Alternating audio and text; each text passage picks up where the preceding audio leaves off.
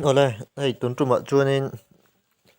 WhatsApp phi I phone pakhata hianin engzat ngai man thei I WhatsApp phi pariat ai tam som borvel som ai tam te pawh ni chu man thei phone pakhata hian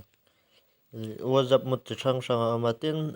amot lo ti dang lam lo hi phone pakhata hianin pathum man theia WhatsApp pa ngai khania app clone khan gan danga pahni alo ni tonga tin business WhatsApp kha Play Store khan ama chumi te pathum chu mot lo ania ti dang lam lo man thai pathum ani a tin ati dang lam chuanin somai tampo man thai nei WhatsApp phi chu hei tuna hianin hei download a GB te YOFMNS so la WhatsApp apps tiang rang vel mo tiang te hi mana nuam ta NS te hi WhatsApp pa nga ai khanin mana nuam ma se WhatsApp pa nga hi kam mana ta chung ka du bera midang mana tan pon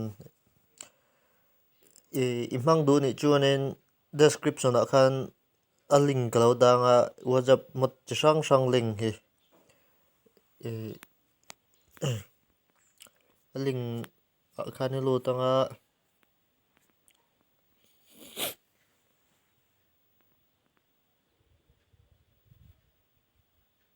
no heng ti ho hi a man vek thei ni ke chuan hei a then tlem a tlem the ang ber ka ti a GB te gold te light tiang rang vel en tirna tan mai ni a vai download katum lawa hei heng tiang ho hi imang the phone pakhata khanin WhatsApp kha som ai tam poi mang thei ni chu download anga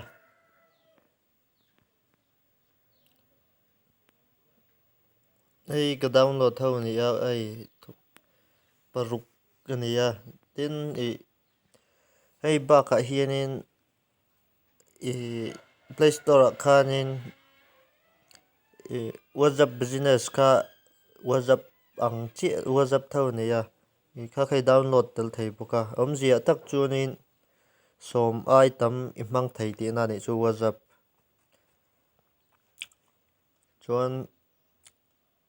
imang du ni pon description a khanin download link kha kada chu in lo download anga or khati zong kha tuntuma kan video chu ni a zo na te om thina